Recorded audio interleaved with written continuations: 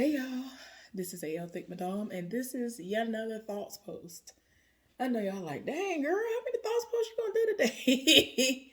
I might be done for the day. I'm not sure. It just depends on how I feel. But this is another one that is directly about television shows that I watch, whether I do recap reviews on them or not. So let's go ahead and get into it. Look, there's one that I'm talking about every time I watch it, I debate on whether or not I should do recap reviews on it because it is so good. I don't hear nobody talking about it. I've been watching it since the first day it came out. I'm here for it. The name of this show is called The Porter.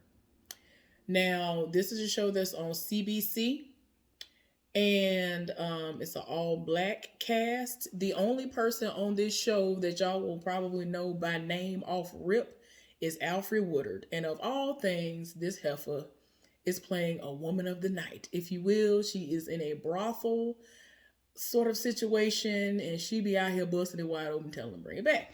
And they live for her, no matter what color they are. Even though this is based in like the 1920s, I think. Um, Look, it comes on CBC, and I ain't gonna lie, I like CBC shows. Look, I gotta make sure I tell y'all the correct definition of a porter because I don't want to tell y'all something that's halfway what it is. All right, let me look. What is a porter? All right. Now I'm looking it up. Okay, a porter is a person employed to carry luggage and other loads, especially in a railroad station, airport, or hotel. All right. Now, I just wanted to make sure that y'all knew what it was, just in case you didn't know.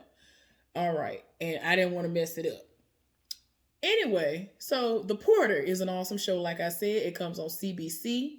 Um, there are currently maybe what 3 or 4 episodes out, might be more.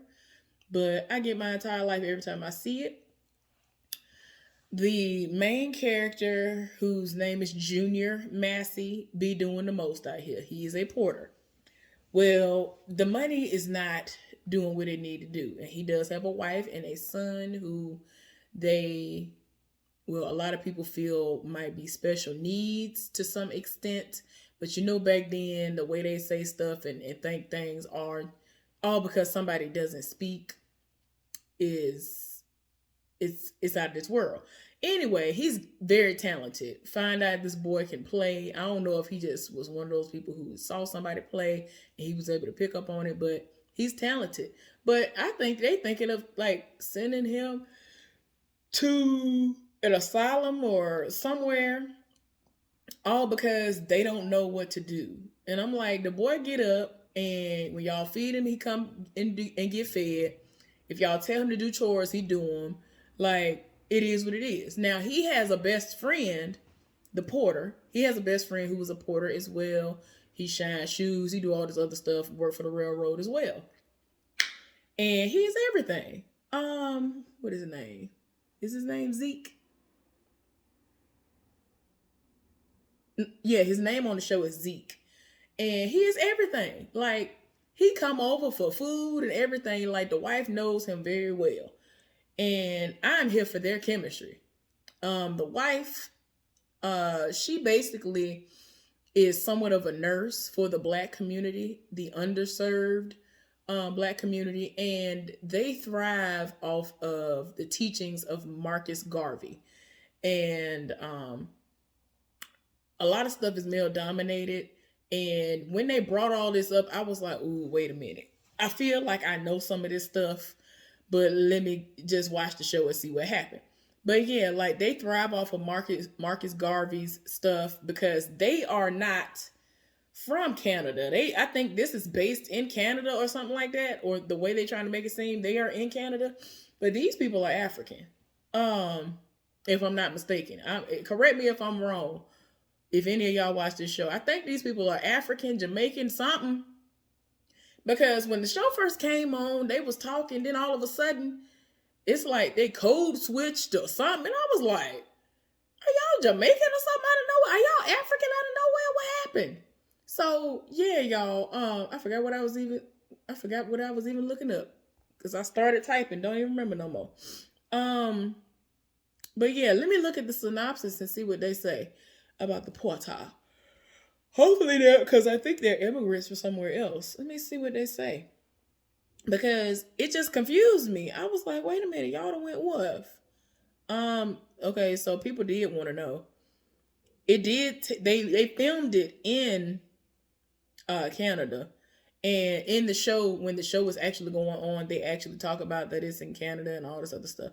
Um, but yeah, where's the overview of it? The overview says, inspired by real events and set in the roaring 20s, the journey of an ensemble of characters whose hustle, dream, cross borders, and pursue their ambitions in the fight of liberation on and off the railways that cross North America. Okay, I mean, like if you don't want to get spoiled, that is a good way for them to word that. But yeah, it's a lot. I'm hoping that I can find a better. Oh, yeah, they didn't do a better job. But yeah, they talking about set 100 years ago. Oh Lord, that is true. Set 100 years ago. Where is it? Where did it go? Where did it go? I just saw it. But yeah, this was set 100 years ago. Set 100 years ago in the early 1920s, the Canadian railway drama tells the story of train porters Junior Massey and Zeke Garrett and their families as they strive against fierce resistance from North America's first black labor union. Yeah, that's a better one. Yeah. Cause they was doing the most on here, y'all. Um,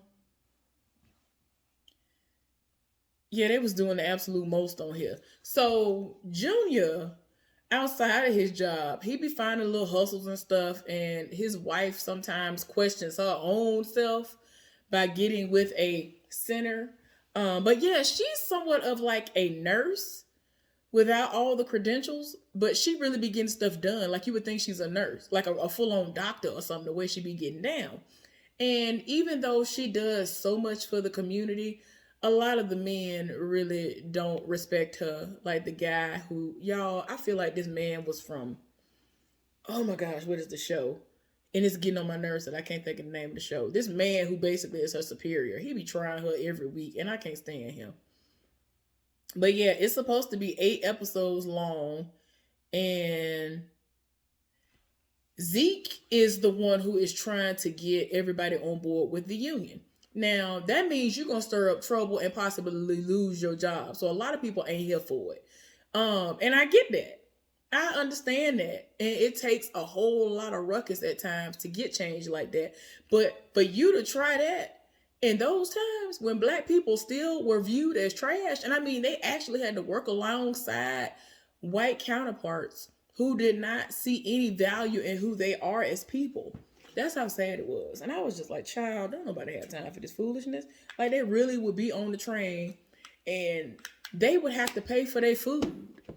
Okay, if that's the way it go at your job, cool, whatever. And the cooks are cooking your food. I ain't gonna lie to y'all. I'll probably bring my lunch every day, or I would not eat at all, just like I don't eat at my job that I work at right now. Because last, I'll bring me some water to work because they ain't even got no water. They ain't even got a pitcher. They about to get one. But we ain't even gonna get into that right now. But yeah, they be doing the absolute most at this place. And they will ask for the bare minimum. Y'all, wait a minute. So the first episode happened, and there was this young dude. I think his name was Henry. Nice, fine. That man was fine. Anyway, so they were trying to get this job done where they were moving a big, humongous block of ice from the top of a rail car. And they didn't have all hands on deck. They ended up having Henry to get up there, and he was on the most dangerous part of it. And as soon as I saw the water that was dripping off from the melting ice, I was like, don't nobody have time for this. This man that slipped, died. This man slipped, fell, and died. Something terrible at work. All because they did not have all hands on deck. The job be requiring them to do the absolute most for the least pay. And I just be like, child, it's still a remnant of today. It's crazy. But they didn't want to pay. Them people were so trifling and roguish. They didn't want to pay for this boy's funeral. They had the audacity to bill his family for the uniform that he died in. I was like, have you lost your mind? I was like, child, the family couldn't afford nothing as it was. You already gonna send the news that his mama's child was killed. He had a girlfriend or whatever. And I was just like, don't nobody have time for this foolishness. Y'all is really trying it. Like, they really tried it. And so, like, the community had to get together. So that, they ain't got no money. So that means who gonna bury him? Forget who got the body. Who gonna bury him? Like, it was just too much. Like, just seeing the whole process, it made me so mad because that really was how it went. They really would be like, you inconvenienced me by dying, so I'm gonna charge your family for this inconvenience. You gonna pay for this uniform that you messed up because you died, and you done wasted my time. And I'm probably gonna keep the last check you made. Like, I was so tired of my spirit. But anyway, Junior be doing the most. He ended up trying to get into selling liquor on the side. And somebody tried to hustle him and it just didn't work out. He ended up running into this woman. When I say I'm a G, I'm a lowercase G in comparison to her. But she legit is like the male version of like I don't know if you want to say she's like a queen pin. She's somewhat like of a queen pin. Like, she really be on it. Like, people respect her. It's to the point where people of all races who hear her name and know who she is, they put respect on her name. The last episode that aired, she went to this restaurant with the porter, who is Junior. And this is after he has built up his, everything, his rapport. I was about to say repertoire. After he built up his rapport with her. And so when in the restaurant, somebody that worked in there was like, we don't serve you right now, especially without a reservation. And so she was like, I would like to hear that from the person who owns this place. He went over there, said something to the owner. The owner turned around and saw it was her and was like, oh God. So he walked over there, knew her name. She didn't even have to say what her name was. Didn't even have to say what her name was. And so she was like, I would like to have a table that suits me and the person that I'm with. I want to have my food and my drinks, and I want this person to be fired and put on the bread line where he belongs. I was like, oh no, ma'am. That man politely told him, get out of here and don't come back no more. And I was like, oh no, that man looked at him like, what? Not my job. Not my job. I was like, oh God, no. Now, even though this was Canada, apparently back then, they were still on the same foolishness, almost the same exact type of time that the United States of America was on. So, I mean, they was racist too. The prime minister or whatever the people, I don't know what they call the people no more. I think it's British some minister. I don't know if it was a prime minister, something that's along the lines of a governor / president / prime minister had gotten over the radio waves and was like, we need to keep us the way we are, which is we white and we are the superior race of people and we everything. And we run it all. And I was just like, what are you talking about? Anyway, Zeke wants to be able to have it where they can have a black union. Other people have their unions, and y'all want to sit up there and act like they don't deserve. Like, he was simply at times asking for like shirts that are better suited because they shirts end up being so sweated out before they even got halfway through their shift that they look a fool. And it's like, you want us to represent the company, but we look a fool. So this man gonna say, well, I get y'all a water pitcher. He was like, you really think that's gonna solve something? Like, what is we talking about? So he wants to try to make change, and he's trying to figure out whose pockets he's in, or who this man has in his pockets.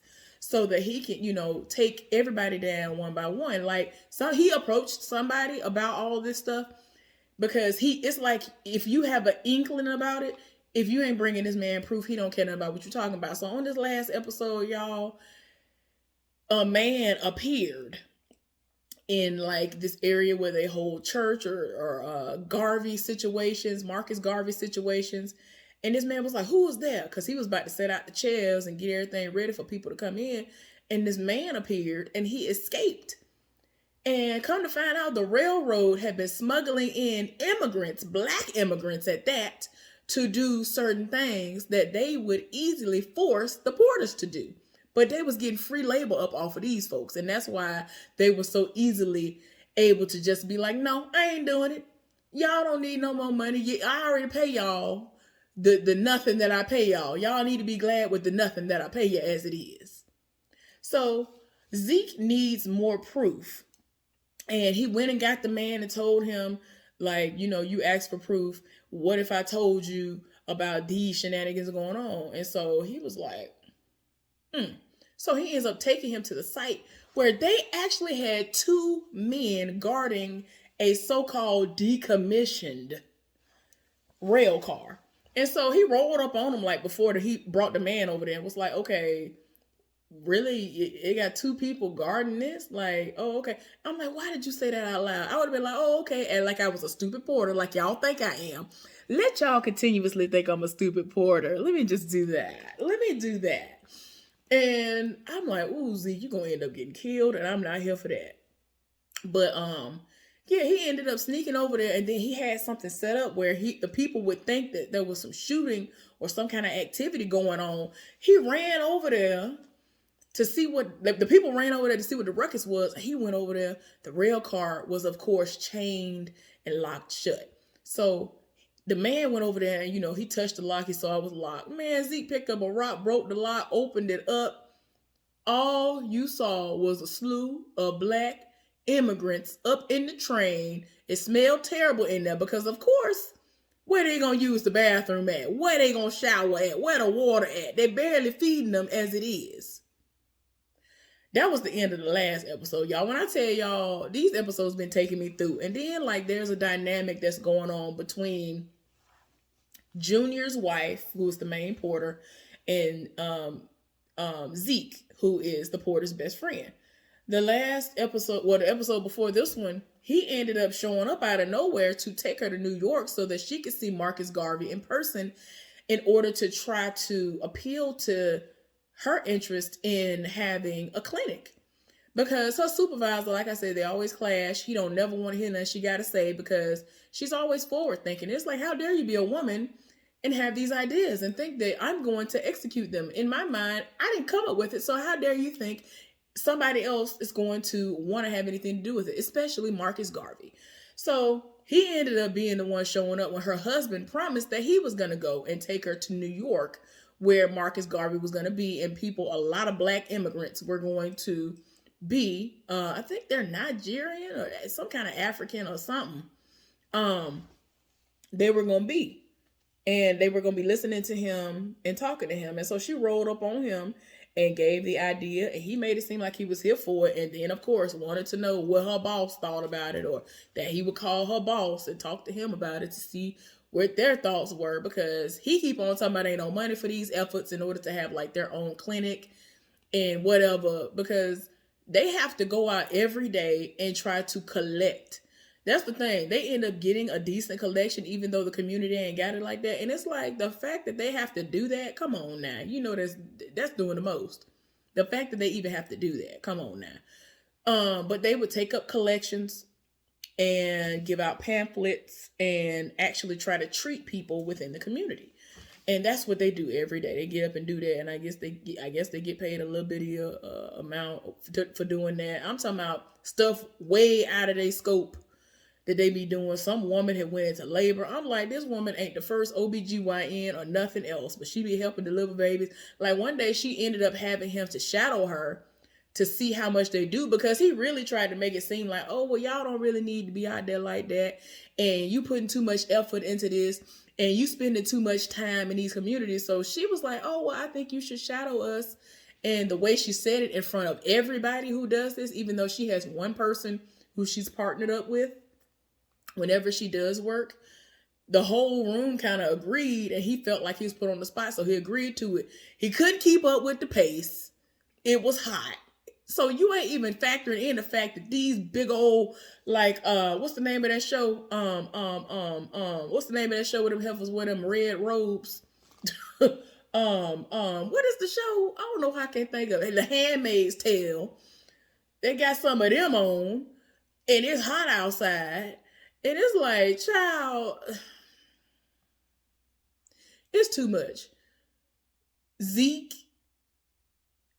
is trying to infiltrate from the inside, and people are looking at him like, oh, you getting this big position.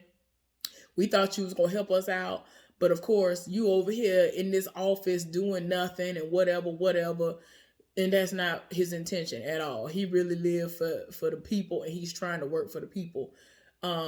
His friend Junior is not here for it because he don't think it's going to go nowhere. So he kind of like, you need to get on board with what I got going on, which is this illegal activity.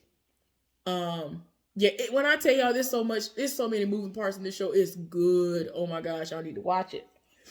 Go ahead and watch it. It's everything. Like I said, CBC, and I think they aired on BET Plus too. But yeah, I only remember CBC distinctively because they make a point to say at the beginning that that's, the network.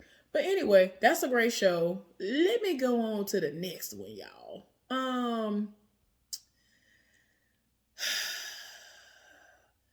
I want to talk about another one in particular. Wait a minute, let me see.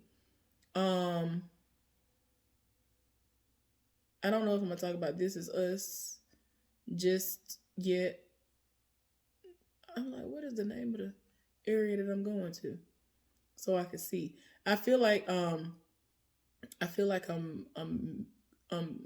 scrolling over whichever show, because this is a specific show that I want to talk about that I keep on forgetting to bring up, and I don't know why.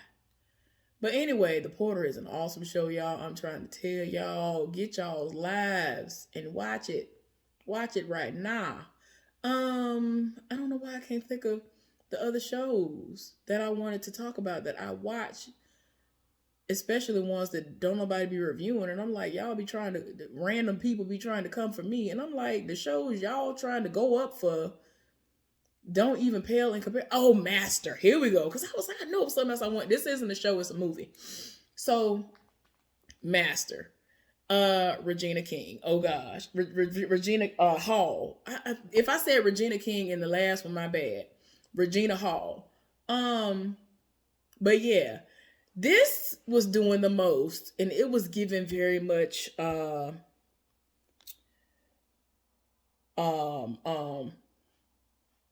what's that man, Jordan Peele, and stuff like that. Look, it says, at an elite New England university built on the site of a Salem era gallows hill, two Black women strive to find their place. Navigating politics and privilege, they encounter increasingly terrifying manifestations of the school's haunted past and present.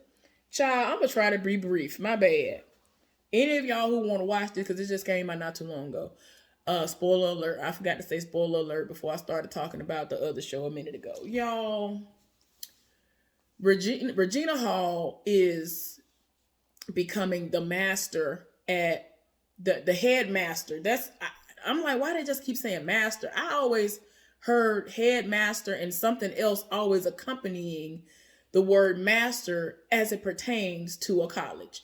Anyway, I think she's becoming the headmaster at I was about to say Amityville. Listen, all of this does give Amityville Horror and all the rest of them. What is the name of this ignorant school? Because I'm so tired. This school did the most. And I know the girl. I don't know why I can't think of the name of the school. But anyway, at this college, and she's supposed to be the headmaster. Okay.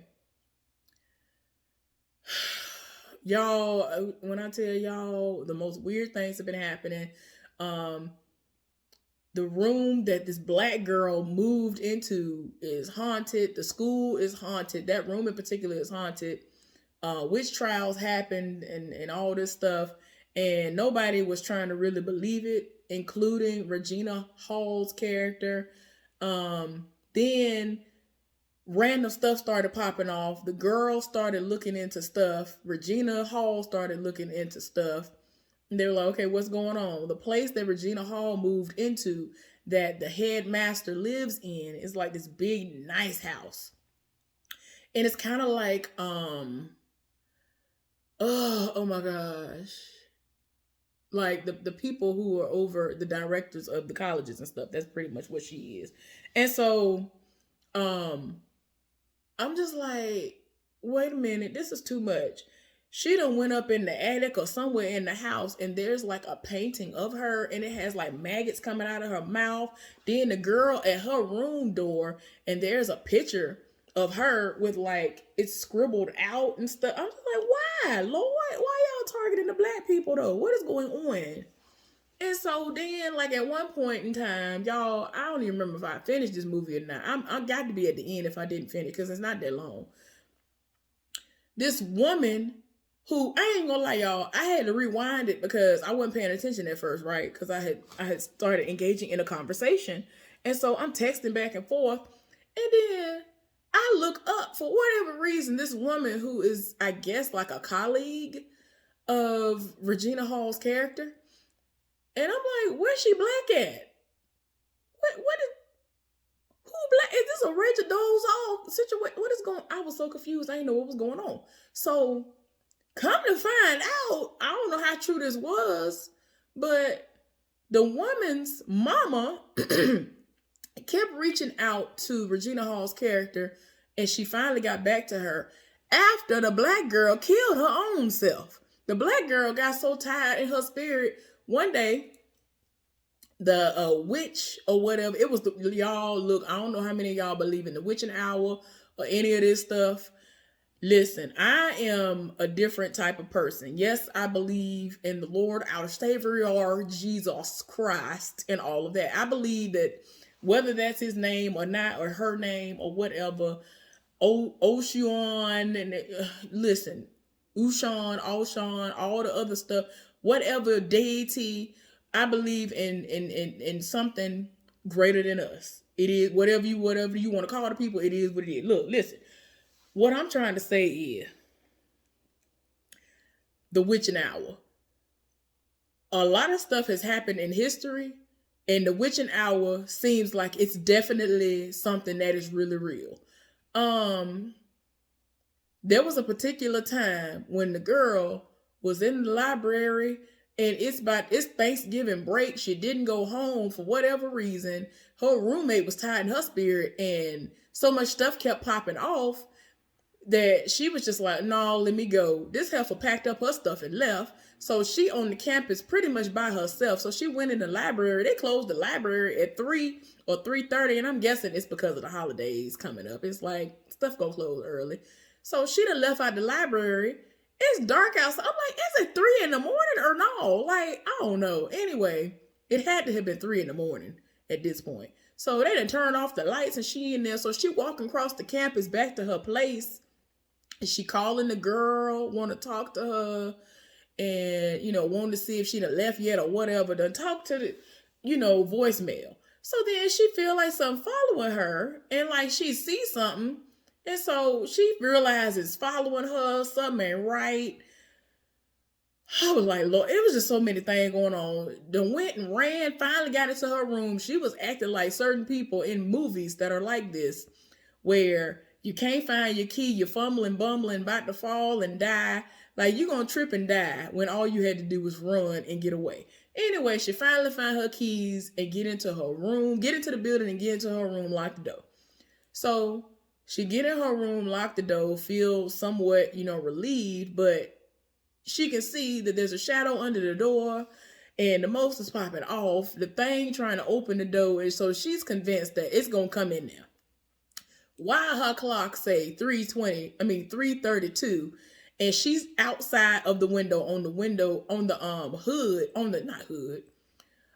roof. And I'm like, as soon as I saw the roof, I said, this heifer finna slip and die. it had been snowing because they are in New England. Yeah, it had already snowed and there was residual. It done, it's done what always happens when it snows. It snowed and then the sun came out, and even though most of it is gone, there's residual left over. It's slippery, and she's out there, and even though she's on the ledge part of the window, I guess you could say, her foot slipping. Y'all excuse me. Her foot slipping back and forth. I said, this heifer finna slip and die. Like, what is we doing? As soon as the clock struck 3:33, which if you are into magic, ritualistic stuff, certain manifestations, hoodoo, voodoo, all that kind of stuff, 111, 222, 333, 666, which is not indicative of the devil. Look it up. That's all I'm gonna say. Because a lot of us grew up thinking that that's what it meant, and it's actually positive. Anyway, a lot of stuff like that means something. And as soon as it did that, she slipped off, and I'm thinking this heifer dead, but she ended up in the hospital. Child, it was too much. Ultimately, she done went back to the place, then told the teacher she's not gonna leave. She gotta go back. Well, at first she said, I'm not coming back. I gotta get away from there. And the teacher tried to encourage her, thinking that this is just white students feeling as though they have privilege, can do what they want to do. And it's gonna be no matter where you go, they're gonna treat you like this. They treated me the same way, whatever. This was her thinking that this was strictly a situation of you black and they want to try you because you one of the 8 black people who are on the campus.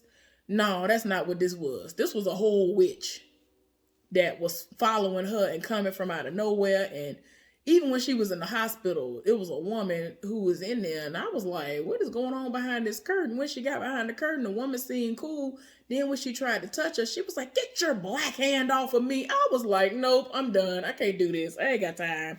I don't have time for it.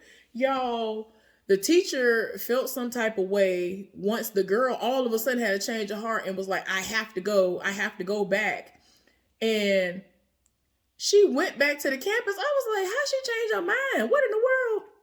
I might go back and rewatch it, y'all, because I feel like I missed something. But when I tell y'all the most popping off, I was like, I'm tired of everybody. I'm tired of everybody. So the teacher had an inkling that something was wrong, and she used the girl's key card to get into her room. As soon as she opened the door, all she saw was the girl dangling, looking like she done hanged herself. I ain't got time for this. I'm pretty sure the witch did it or whatever, or got into her mind and made her do it. Don't nobody have time for this. The next morning, when daylight hit, this heifer had to pack all her stuff up and send it to her mama. I was like, I ain't nobody got time. Y'all ain't got time for it. And then the colleague, like I was trying to tell y'all about, apparently when the mama met up with Regina Hall's character, she was like, imagine my surprise looking in a newspaper or on a bulletin and seeing my daughter who's trying to pass for a black person. She was like, wait a minute, what?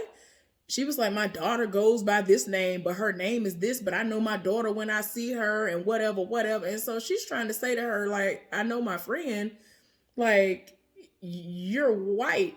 Now, you're saying that your husband is white, but she black. She was like, and I don't know why she's telling people this. Her daddy white, just like me. Y'all, when I tell y'all I was so tired, Regina Hall was tired of her spirit. She went to this heifer's party to confront her about it, and she kept doing everything but going to the side like she asked her to, because she was like, I need to talk to you for a minute. She went all the way off, exposed her in front of everybody, and then the woman still tried to write it off as, tensions are high, this girl passed away, I just got tenure barely. But she went off, and she was like, the only reason why you got tenure was because a black child killed herself. I was like, oh God, no. Like, oh Lord, this movie did the absolute most. And like I told y'all before, when I looked up and I saw this woman, I said, is this woman trying to pass as a black person on here? Is this what we do? I don't know. I don't know who that was, but I was like, what is going on? Like, she looks like a white woman trying to pass. And I don't know if that's what was going on, or if her features, or the way they have her features looking, maybe she's mixed in real life and that white side is really coming through more than the black side. I don't know, and I'm not trying to slight nobody at all. I really don't know what's going on.